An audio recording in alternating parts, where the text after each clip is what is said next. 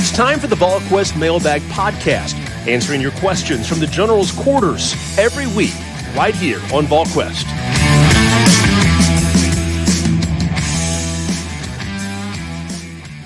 Good Thursday, everyone. Welcome to the Volquest.com Mailbag Podcast, presented by our good friends at Smoky Mountain Organics. Don't forget, 4 locations to serve you. They got Gatlinburg, Pigeon Forge, Sevierville, their newest location in Kingston Pike, across from Trader Joe's in Knoxville. Be sure and check them out online as well at SmokyMountainOrganics.com. Smoky Mountain Organics features the best brands and bath and body care items, organic teas, largest selection of plant therapy essential oils in Tennessee, plus much, much more. Remember, if you're in-store shopping, tell them about Volquest.com and you'll get 50% off your total purchase if you're purchasing in-store. Of course, you can purchase online at SmokyMountainOrganics.com. With Rob Lewis and Austin Price, I'm Brent Hubbs. Glad to have you along with us as we dive into the mailbag here with plenty of questions. We'll get to as many of them as we can, and we'll start with Vols 1024.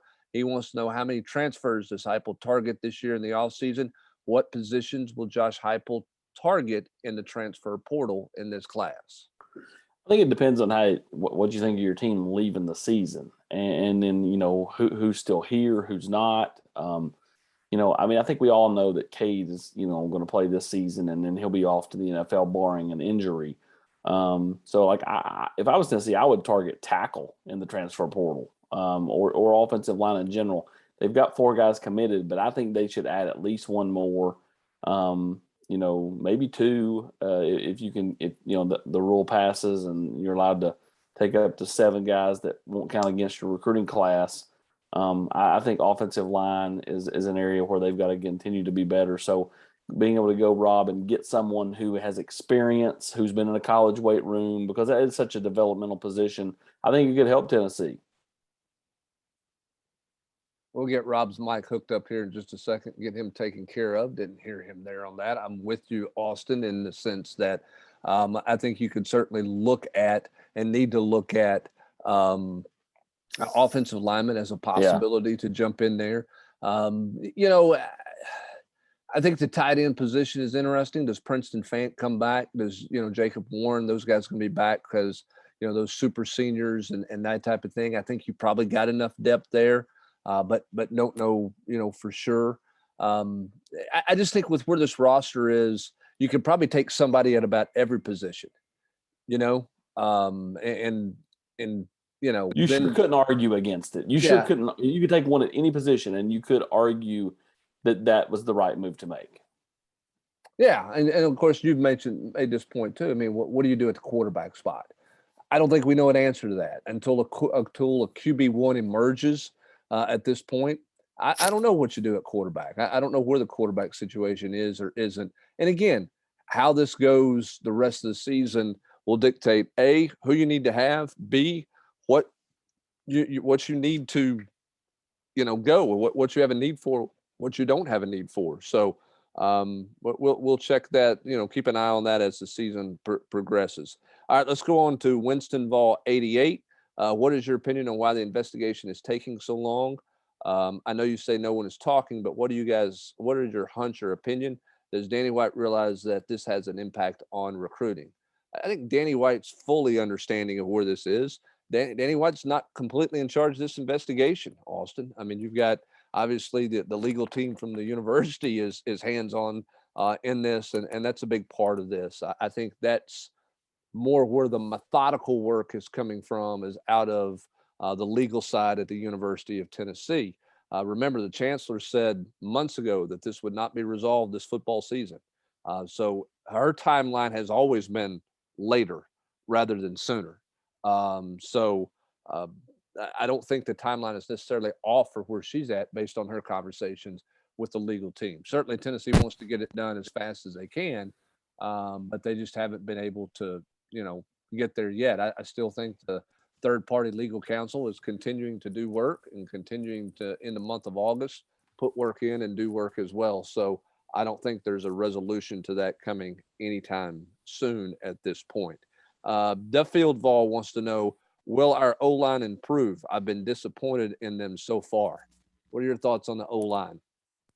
Rob, when I look at this offensive line, it's kind of what we thought going into the season. They're really thin. The loss of Cooper Mays the last couple of games, I think, hurt this offensive line because it just made them weaker across the board. Carvin had to shift over, which made him weaker at guard.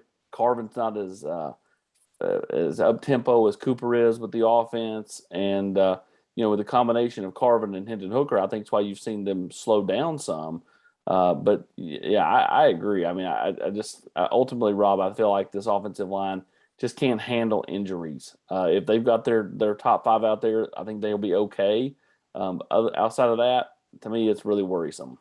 I agree. I think we've seen that just already. I mean, and it's not a shock. I mean, we talked about it in the preseason, not just us, but a lot of people watching this football team wondered about offensive line depth, and it took less than 2 quarters for it to show up.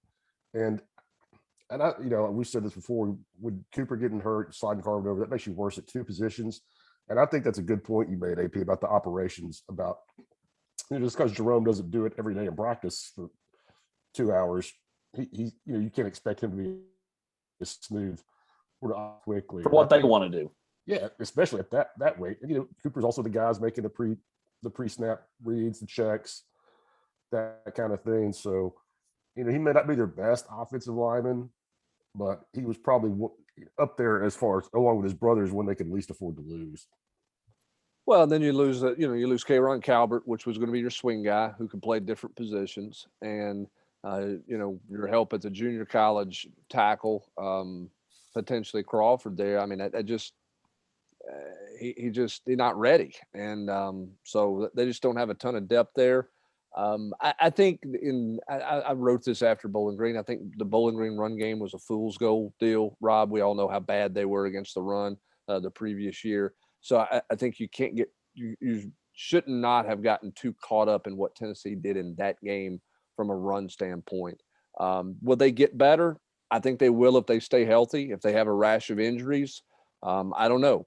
Josh Heupel said on Volquest Wednesday night, his football team's not as healthy as he needs it to be, or would like for it to be heading into SEC play this time of year. So we'll see who all they get back on Saturday, and who all is going to try to give it a go, even though they're not 100%. Injuries are key across the board for this team. They've got to avoid them. They particularly have to avoid them on the offensive line.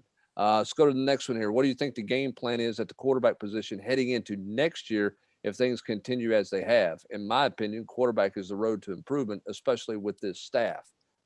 Austin, I'm going to hang on what you said. They got to get it right, whatever that means.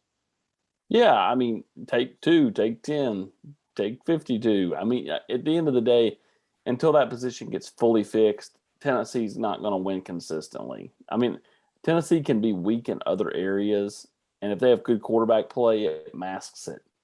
You can be good in other areas, and if you're poor at quarterback, those other areas don't mask the quarterback, unless you are really, really good either on the offensive line, which Tennessee is not, or on defense. And Tennessee's better than everybody thought they were going to be, but they're still not, the 85 Bears or the 2000 Ravens. So, Tennessee's got to get that position fixed. If I'm them, I get to the end of the season and then I look in the portal again, because, you're probably going to lose one after this season. And then, you can't put all your, pressure on Taven Jackson, just like it wasn't fair on Harrison Bailey. It's not fair to act like Taven Jackson's going to walk in the door and, be unbelievable. That's not to say he can't. There are plenty of instances of true freshmen making real positive contributions in the first year, but it's also a very, very tough road as well. Yeah, I don't think you want to hang your hat on that, and that's no offense to Taven Jackson. I just don't think that's where you want to center, your immediate continued development of your program. But we'll see what the quarterback position looks like at the end of this year. How much does this unit or this group improve and this offense improve with a quarterback or with those quarterbacks that they're going to play? All right, Rob, do you see Tamarion McDonald and Christian Charles taking snaps away from Flowers and McCullough at all as the season rolls on? I think it's a real possibility. We talked about it, on the Tuesday podcast. Both those guys have already flashed in limited opportunities. Now I know Jalen, I think, was better this past week, but how much thought you put, in what anybody did against Tennessee Tech? So yeah, short answer, I could certainly see it happen because both of those guys have made the most of their chances when they've gotten on the field. All right, trio of questions for you guys. Who has surprised you the most on offense and defense in a good way? Throw a name at me. Good way, offense and defense. I'm not really surprised because I think we all thought that he would have the potential to be good, but Jimmy Callaway has, I think established the fact that he could be an explosive playmaker on offense for this team. Defensively? Man, just Matthew Butler, I think is playing. I mean, I expected him to be a steady guy. I think he's playing at a pretty high level. AP, what about you? Who surprised you most, offense and defense, in a good way? Well, offensively, I'm going to go Darnell Wright just because he hadn't done it, at that much of, consistently through his first couple of years. He's been more steady this year. I think that goes a long way. I'm not surprised by Jacob Warren. I think that the change in offense really was a huge help to him. And I think he felt that way all the offseason. And I'm going to echo what Rob said. I knew Matthew Butler would be kind of, a steady piece to the defense, but to the way he's played, and can he do it this weekend? It's easy for, Theo Jackson and Matthew Butler to do what they've done the first 3 weeks against, Bowling Green, Pitt, and Tennessee Tech. But can they keep that play up this weekend? Yeah, if they can do that, then Tennessee, that's a great sign for Tennessee going forward. Yeah, I'd say through 3 games, I'm going to throw Theo Jackson on defense. Offensively, I'm going to go with Jacob Warren. And Austin, you know him better than I do. You've seen him play more. I know, Rob, you have too. You guys are both believers in him. I just wasn't sure how he would factor into this offense or not. He's been a better weapon than I anticipated he would be early in the year. All right, who has surprised you that hasn't done as well as you thought they would have? I'll take this one first. Defensively, I thought Trayvon Flowers would be better than what he's been the first 3 games. He's going to have to step up his play moving forward for Tennessee. He's going to have to be more of a factor than he would be. And then Jalen Hyatt on offense. But, part of that's the injury, but he also had those couple of drops. I don't think he's got going the way that I thought he would get going in the first 3 games. So that's where I'm at on guys who've not done as well as you thought you would do. What about you guys? Yeah, I'll agree with Hyatt on offense. And defense for me, I think just, Jawan Mitchell, he didn't play last week and, he was kind of, I thought he'd maybe make a little bit bigger of an impact than he's made to this point. Not to say he's been bad, just kind of thought he would be a little bit more. Offensively, I'm going with the elephant in the room, and Joe Milton at quarterback. I thought he would. I didn't think he was going to be, Cam Newton, but I thought he would be able to hit an open receiver, 40 yards down the field. And that's not to say he can't. I don't know. That probably sounds overly harsh on the kid. I thought he would have made more plays in the opportunities that he has had. And I'll go with you on Flowers just because that was a name that was so buzzy in preseason camp. You just felt, like something was going to happen for the kid, and it really hasn't to this point. Yeah, certainly did not expect Tennessee fans to be discussing the quarterback situation. Thought it would have sorted itself out very clearly by the time Tennessee headed to Gainesville in Game 4 of the season. What's the Vol Nation going to be talking about at the water cooler on Monday morning after this game? Good or bad, Hubs? I don't know. I just said, what do you think they're going to be talking about in this game? I think they're going to be talking about the fact that Tennessee can get people open in this offense. I don't know if they can execute enough to score points, but I think there's still going to be talk about this offense works. You just got to get all the pieces in place. That's going to be my takeaway. Yeah, I think they're going to be talking about the distance between Tennessee and the top teams in the SEC.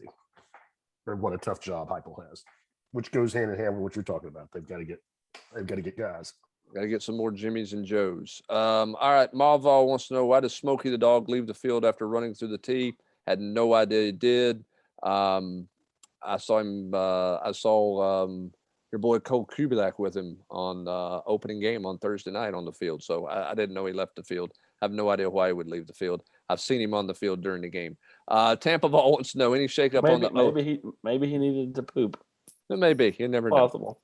Anything's possible. Maybe his water dish wasn't out there. Any shakeup on the O-line this weekend?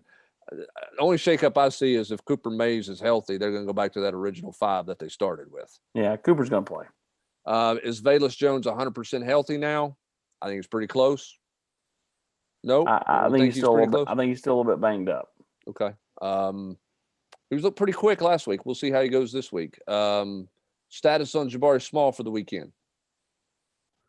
That one I've not heard a whole lot about this week. The last I heard was, he's been limited in practice.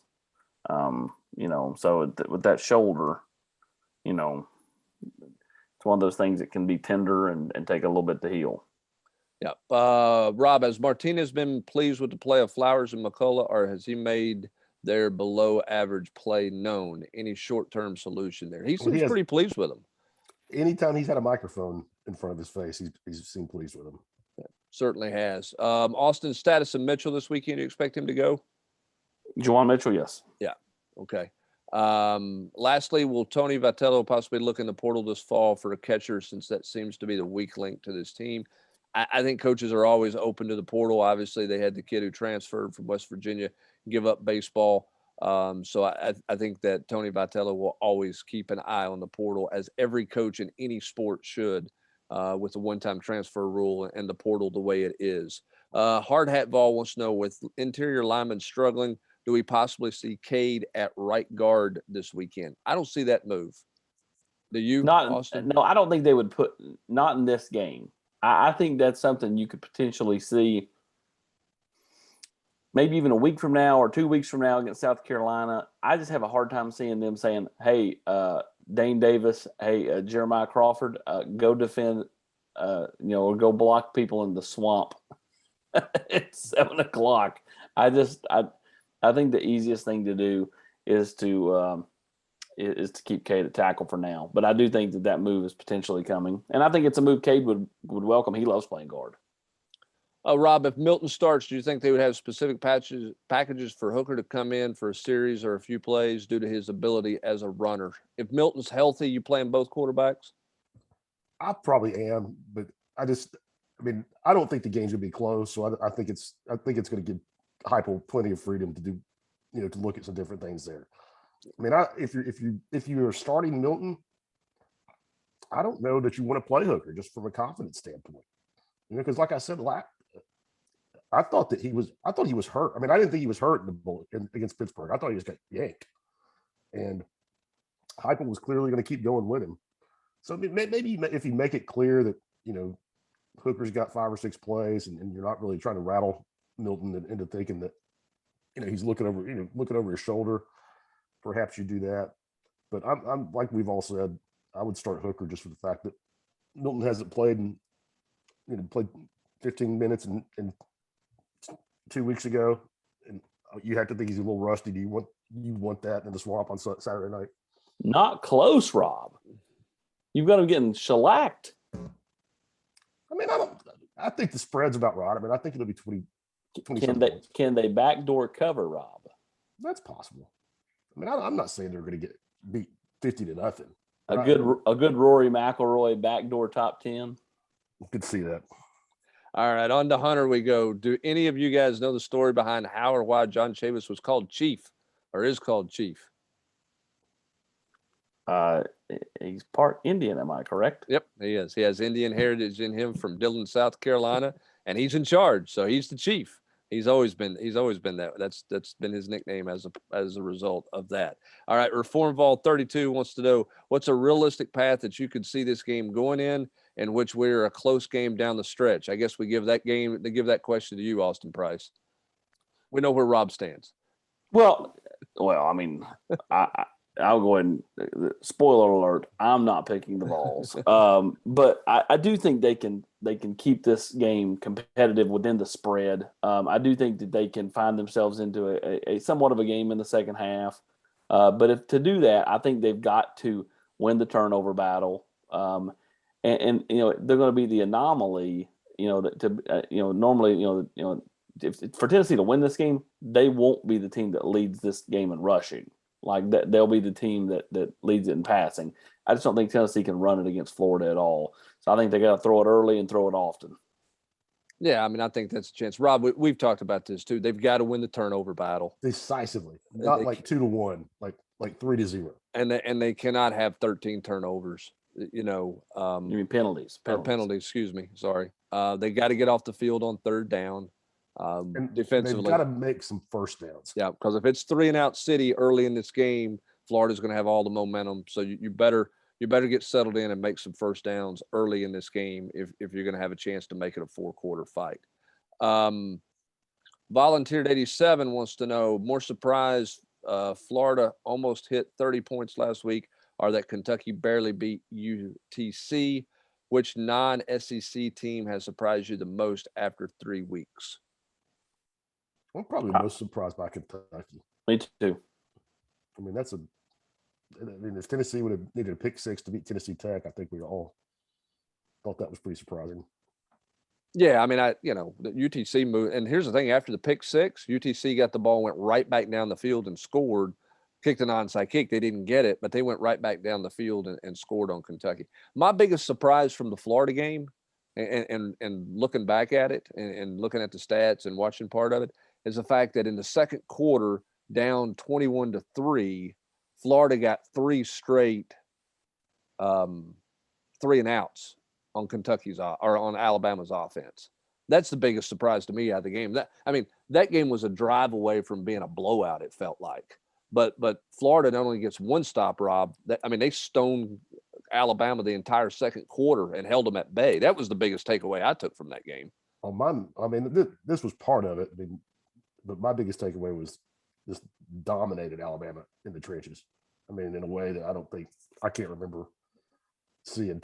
Almost 250 yards rushing. Alabama had 91. And it wasn't like they weren't trying to run it. They had almost 30 attempts themselves. My biggest surprise for college football outside the SEC is Ohio State. I didn't think their quarterback play would be what it has been, but I didn't think it would be as bad as it's been. And really, they just played unimpressive football the first 3 weeks. They pulled away after being right there with Tulsa last week. They lost to Oregon the week before, at the Horseshoe. So I'll go Ohio State. I think quarterback play from some of the Clemson. some of the stars across the country. Clemson's quarterback play and offensive line play has been really poor. UCLA has been a bit of a surprise to me, but then they go and lay the typical UCLA egg against Fresno. So I think the quarterback play at Clemson, and I'm with you on Ohio State. Those two have been, and at Oklahoma too. They haven't been dominant against some people early in the year the way that you would thought. That's actually not surprising to me at all. Last year they lost 2 games they shouldn't have lost. Lincoln Riley gets all this love because he coached a couple of Heisman Trophy winners, but they've beat up on a poor Big 12 the last couple of years when they've made the playoffs. Last year they missed out because they lost games they shouldn't. They easily could have lost to Tulane to start the year. They barely beat an average to below average Nebraska team. I'll say this about Clemson. In my opinion, Dabo and them are going to really, I'm not going to say they're going to sink because the ACC is so weak, but for them to become what they were, he's going to have to make a coaching change on his offensive line. I know Coach Caldwell's a good dude, but their offensive line has gotten progressively worse over the last several years. And to me, they're going to have to make a change there for Clemson to be back among college football's, elite teams that can win a national title. Well, they can make the playoff out of that weak ACC, but to win the national title, I think they're going to have to make a change at offensive line. And it's a lot easier when you got Deshaun Watson and Trevor Lawrence under center, no matter who's on the offensive line. Yeah, here's the other thing too. I wonder a little bit about Clemson. Is it a little bit of the Texas, Penn State stuff from years ago? From this standpoint, Clemson's done in recruiting typically by June 1st, June 10th. Are they just taking the wrong kids? Well, are they taking guys into, particularly the offensive line, which we know is a developmental position? It's easy to find a sophomore wide receiver who can play. You know what I'm saying? or a junior wide receiver who can play that you take early. You can get in dangerous territory taking some big guys early because maybe they don't develop the way that you thought they would develop, whether it's just simple growing or developing there. I wonder if that's a little bit of the offensive line issues as well. I don't know. I just wonder that because they're done so early in the recruiting process with so many of these kids in their class, particularly in the line of scrimmage. So we'll see how that offensive line develops, moving forward or doesn't develop. NYC Vol wants to know a quick look ahead to the 22 schedule with Florida, LSU, and Bama consecutively early with an open date in there, and then the back end fairly weak. Are the Vols a team that's talked about as ready to be nationally relevant in the 22-23 offseason, meaning after next year? This seems to be a trend going around with the Vols the last couple of coaches. I don't know that the back end of that schedule is just terribly weak. I don't think it's nearly as weak as it's been in previous years when you look at the month of November in that 22 schedule. At the end of the day, Hubs, you're playing Alabama. I don't care what LSU is. They're still going to have a ton of athletes and ton of talent. Alabama, LSU, Florida, and Georgia on that schedule. Road trip to Pitt. Kentucky's still going to be a factor. South Carolina, we'll see what they are. I mean, at this point, under Beamer, I mean, outside of him getting his panties in the wad because somebody asked about, the Georgia defense, and I didn't really understand all that. But, I'm with you. I mean, I wouldn't say the back end's totally weak, but that three-headed monster with a bye week, kind of sandwiched in the middle of Florida, LSU, and Alabama in a 3-week stretch. Ugh.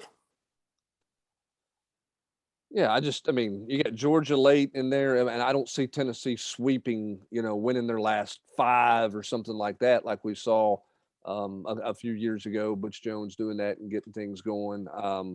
So I don't know. I mean, look, for the 22 schedule to work for Tennessee, they got to find quarterback play. They got to find a quarterback who can get things done, and we'll see if they find one of those somewhere along the way, whether it's a guy on the roster now or whether they find somebody in a transfer portal or whether it's Taven Jackson, whatever the case may be. For this program to get into the relevancy that they want to be in and fans want to be in, they got to find a quarterback to hang their hat on for multiple years, in my opinion. All right, to the next one we go here. Brandon wants to know, do the players on the team like Harrison Bailey as much as all the coaches on the GQ? How much input do you believe Alex Golesh has in play calling? Is our offensive line ahead, behind, or on par where you thought they would be at this point? I don't think there are guys that have issues with Harrison Bailey on the team. I don't think there are guys on the team clamoring that Harrison Bailey should be the starter. I think the guys all believe and have believed that Joe Milton and Hendon Hooker have been ahead of Harrison Bailey all fall camp. I think that's where the locker room is on Harrison Bailey. Golesh's input on play calling, Austin, it feels like he's the extra set of eyes for Josh Heupel up there. He has input, I think, between series, but it's hard for them to have any kind of real dialogue between plays as fast as they're going. Yeah, agreed. They're really going fast. And maybe he sees something on first down that allows them to come back to that on third down. But ultimately, they are going so fast that it's hard for him to, like TV can't even run a replay. Heupel's signaling the play in as soon as the whistle's blown. The quarterback's looking over to get it. So I agree with you, Hubbard. I would say in between series they chat quite a bit. Yeah, it has to be. It's hard for that to be anything else. And Josh Heupel, I know he won't come out and say it, but this is his offense, and this thing is running, his way. They're doing what he wants to do in this offense. All right, a couple more before we get out the door. In an era where most schools tell the NCAA Committee on Infractions to stick it, who advised Plowman and Boyd that it was a good idea to admit to multiple level 1 and level 2 infractions? I think we've talked about, all of that. I don't think that was Tennessee's best afternoon in terms of having a press conference. The Veg wants to know, does Tennessee have a sports psychologist on staff or quick access to one? Seems to me that Milton's problems are less mechanical and more mental, much like a golfer gets the yips or Rick Ankiel couldn't find a plate. Milton can't seem to hit a deep throw. What are your thoughts? They have a sports psychologist on staff. I don't think that it's a case of the yips, guys. I think he's got He's got to not overthrow a guy by 10 yards or 8 yards. It's timing. He's got to throw it better. Got to throw it with more art. Receivers got to run through the routes better. I don't think it's a psychology, mental block issue that's causing a problem there. What is one Florida weakness you think Tennessee can take advantage of, Rob? I don't know that I saw. I mean, I've been working on the matchup piece today and doing some research. I don't know if there is one that Tennessee can take advantage of. I mean, I think Florida's pretty sound. I want to say special teams. I think Tennessee No, can have the edge in special teams. That's a good one. I was thinking more about offense, defense, but you're right. I mean, they're an extra point away from being in overtime. Hoops question to you. What's the vibe on Julian Phillips? Vols getting a visit. Is that a good sign? But anything more than that, decision coming soon, biggest competition? Yeah, it's a good sign, of course, that they're getting a visit. But I mean, when I talked to him 3 weeks ago, he seemed as far behind in terms of getting things in order and having a top 5 as any kid I've talked to 2 months before the early signing period. And so, no, I don't think a decision's coming soon. What's going on with Paxton Brooks, Austin Price? He ready, healthy? Going to be ready to go Saturday? As far as I know, he'll be ready to go Saturday. All right. I think it was all last week was precautionary. I think they'll warm him up to kick off, and if he can do that, then he will. Otherwise, it'll be more like the Pitt game where he does not kick off, but he punts. If Tennessee played Pitt 10 times, what's the record going to be? I think Tennessee'd have a winning record against Pitt. Oh, I totally do. I mean, 3 turnovers, 13 penalties. Yeah, you're not going to win many like that. Nope, I agree with you there. Who's Tennessee's true wide receiver 1 after 3 weeks? Who are you throwing the ball to, Austin? If you got 3rd and 4 and you got to have a play, Cedric Tillman.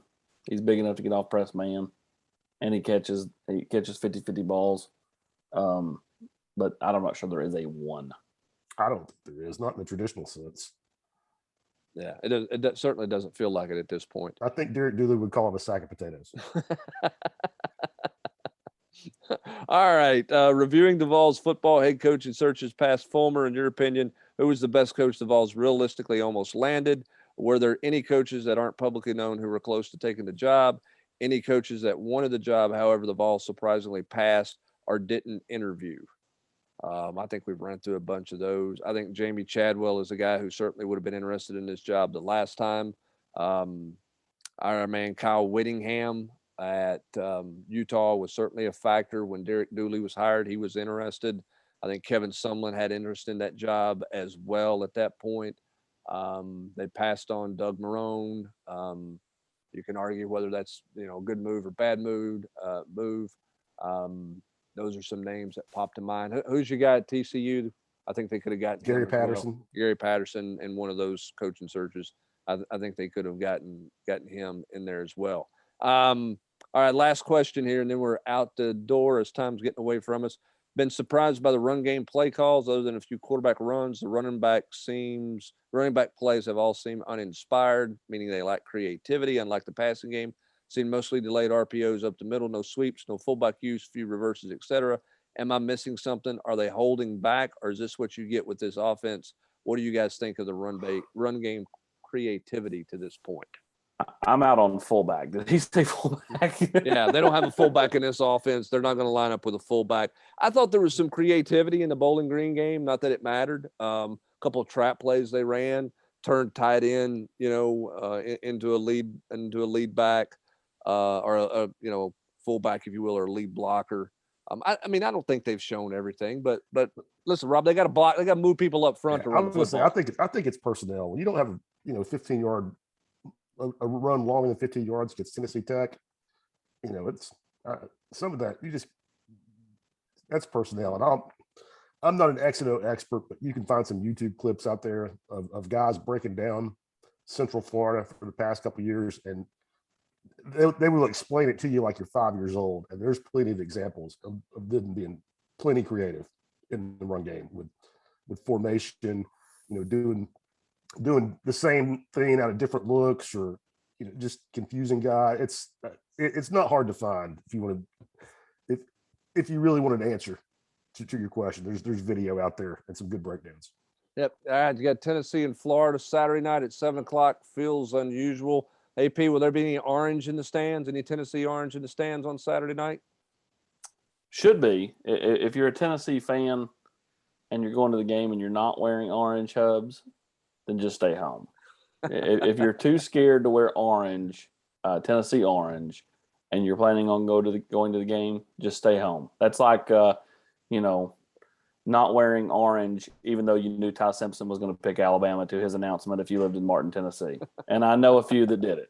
So, AP, calling people out. Oh, AP, I'm just going to hammer on his way out the door on this edition of the Smoky Mountain Organics podcast. We thank you for joining us on this mailbag edition. That's going to do it. Tennessee and Florida coming up on Saturday. We'll continue to get you ready with a matchup piece later today.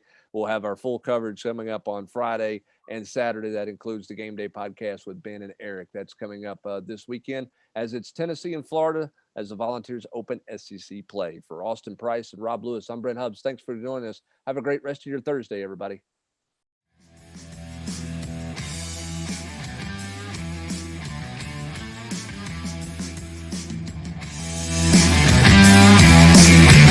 You've been listening to the Volquest Mailbag Podcast every week right here on Volquest.